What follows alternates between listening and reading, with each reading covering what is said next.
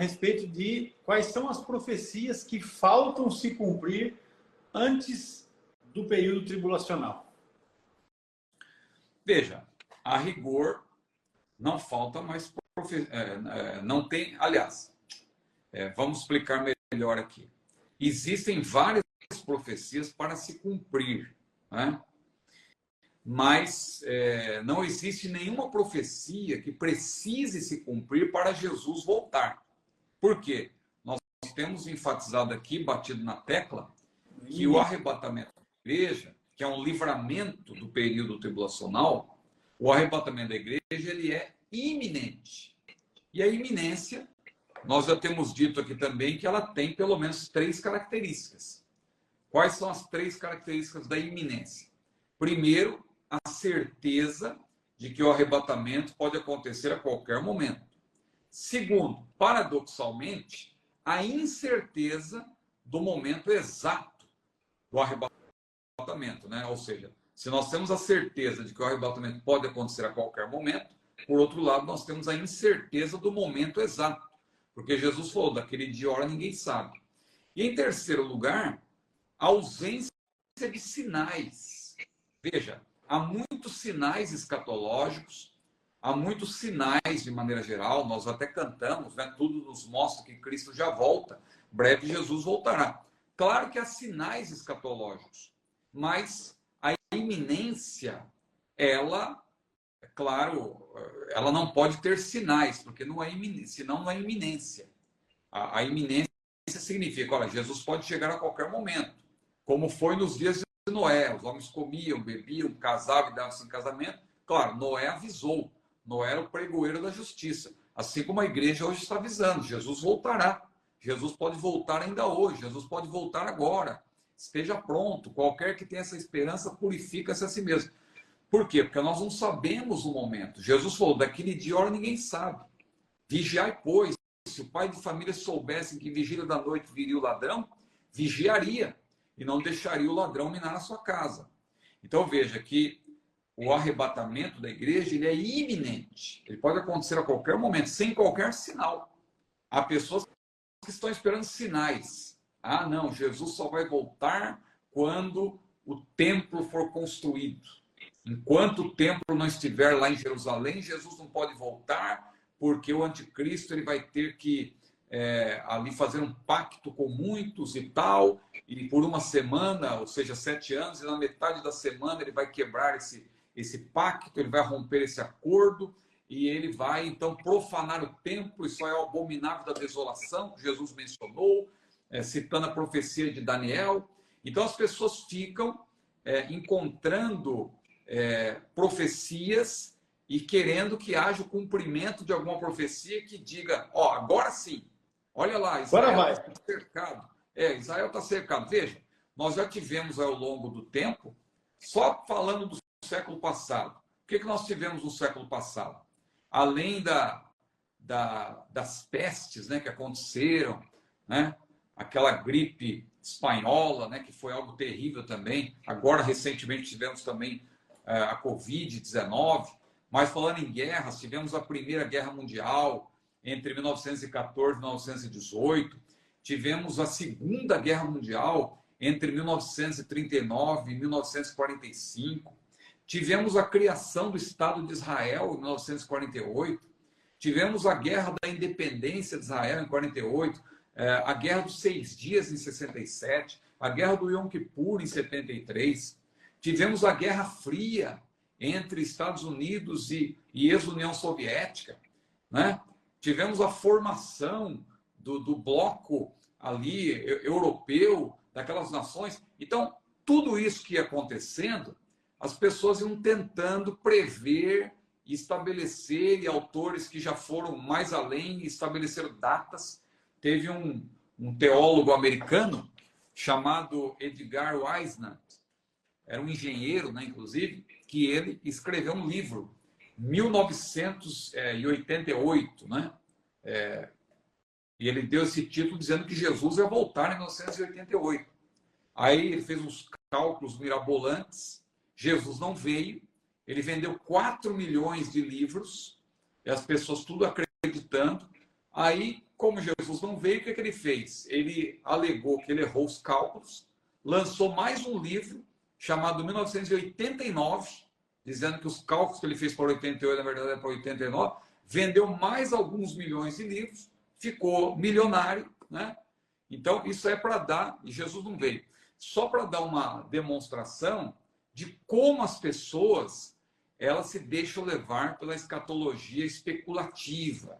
O tempo todo a gente vê vídeos e as pessoas, e na semana passada a gente até respondeu uma pergunta aqui, e eu peço até desculpa se eu pareci indelicado quando eu falei aquilo, é porque eu vejo tantas coisas assim, essas coisas assim, exageradas e tal. Agora está acontecendo essa guerra lá em Israel, e as pessoas estão achando, não, agora Jesus vem. Aí se Jesus não vier, aí passa um tempão, então, e aí é o que acontece que Pedro falou, né? Lá em 2 Pedro, capítulo 3, que muitos diriam, muitos escarnecedores, onde está a promessa da sua vinda? Né? Então nós temos que entender o seguinte, a vinda de Jesus é iminente, no sentido que nós temos que estar sempre preparados. Até porque, se Jesus não vier, nós vamos partir desse mundo, de qualquer maneira. Né? Enquanto Jesus não vier, claro que ele vai vir. Só ele sabe, só o Senhor sabe qual é o dia e a hora, nós não sabemos. Então, eu penso que não falta qualquer cumprimento, Agora, por outro lado, quando Jesus arrebatar a sua igreja, aí sim, o evento, nós temos dito que o arrebatamento é um evento desencadeador. Por quê? O arrebatamento, ele dá o start no calendário profético. Tudo que Deus estabeleceu, por isso que eu digo que o que acontece hoje é apenas uma amostra. Deus dá algumas amostras para calar os incrédulos.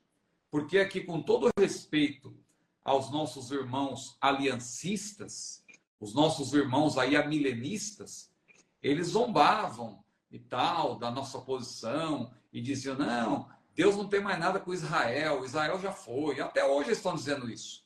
Só que olha o que Deus fez. Israel, que foi disperso no ano 70 depois de Cristo. Depois, em 73, teve aquele último bastião lá, onde aqueles poucos judeus ali subiram lá naquela fortaleza de Herodes, Massada, e depois eles se suicidaram, porque os romanos conseguiram fazer uma rampa, que, aliás, quem estuda engenharia, aquilo ali é um desafio até para os engenheiros hoje entenderem como que os romanos conseguiram fazer uma rampa para chegar lá em cima de Massada, e depois fizeram um carro de 3 andares para conseguir subir aquela rampa e de cima daquele carro atacar os judeus. Só que quando eles chegaram lá, os judeus já estavam mortos. Né? Depois, em 132, 134, ali nesse período, houve ali também uma última revolta, e o imperador Adriano, ele acabou não somente ele não somente venceu os judeus de uma vez por todas, ali os judeus foram espalhados, muitos foram mortos, como também ele quis apagar qualquer memória. Ele colocou em Jerusalém outro nome. Ele batizou Jerusalém de Aélia... Palestina. Fugiu o segundo nome. Como? Não, Palestina. Não, Palestina ele deu para a terra de Israel, né? Porque o que ele quis fazer? Toda a terra de Israel ele chamou de Palestina, que tem a ver com os filisteus, que eram os piores inimigos de Israel, né? Inimigos históricos de Israel e tal. Então, Adriano, para zombar dos judeus, para envergonhá-los e tal, resolveu dar a toda a terra de Israel esse nome. Só que Jerusalém ele chamou de Aélia, fugiu agora o segundo nome, que é um nome, era outro nome que ele quis dar também. Só que depois, com o tempo, Jerusalém acabou voltando a ser o nome da cidade, mas Palestina ficou, né? Por isso que hoje alguém pensa que os palestinos são os filisteus, mas na verdade os palestinos são vários povos árabes que foram ocupando aquela área ao longo dos séculos. Depois, entre 1517 e 1917, 400 anos, houve também ali o domínio otomano, né, dos turcos e tal.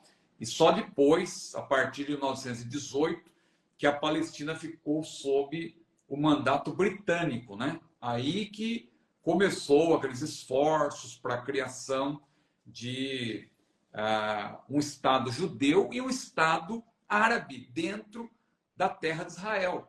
E, bom, não dá tempo de explicar tudo isso agora. O que eu queria dizer é que Israel, apesar de tudo isso, não sofreu a lei da mortalidade dos povos, e Deus fez com que Israel, mais uma vez, como a Bíblia diz, né, tem até aquela profecia de que poderia nascer uma nação num só dia, né, lá em Isaías, e isso de fato aconteceu, quando Davi Ben-Gurion, aproveitando-se ali que terminara o mandato britânico, ele se valeu da resolução da ONU, né, que fez a partilha da terra. Os árabes não quiseram aceitar, mas os judeus se aproveitaram e criaram o seu Estado. E Israel vem se fortalecendo como nação. Apesar de ser uma nação minúscula, hoje é a única democracia ali no Oriente Médio, né? E é uma potência, né? É uma potência e que tem resistido ali os inimigos figadais que estão em volta, tentando destruir Israel de toda maneira. Mas isso aí é só uma amostra, uma amostra. Veja, a profecia de Ezequiel 37, quando ela se cumprir na íntegra, e isso vai ser depois do arrebatamento, aí sim vai haver a restauração nacional, que já aconteceu, né? Bom que se diga, mas tem também a restauração espiritual. Aí é o cumprimento pleno da profecia, e isso está guardado para depois do arrebatamento. Por isso que a gente diz que o arrebatamento é um evento desencadeador. Havendo o arrebatamento, todas as outras profecias vão começar a se cumprir, inclusive a profecia sobre o período tribulacional. Claro que pode haver um intervalo aí, né? A igreja vai ser arrebatada, e não quer dizer que no minuto seguinte começa a contagem dos 7 anos, né?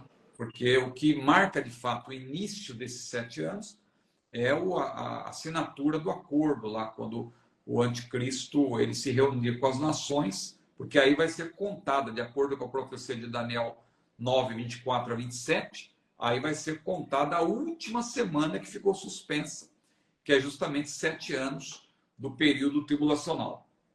Muito bem, pastor. Jerusalém era... Eu peguei, porque eu fiz um estudo, que eu falei contigo, que eu acabei isso ontem, que é Hélia Capitolina. Capitolina, isso. Isso então, aí. Jerusalém... A província da Judéia é que passou a se chamar Síria-Palestina. Sim, Síria-Palestina, mas aí depois ficou só Palestina. Mas ficou só Palestina.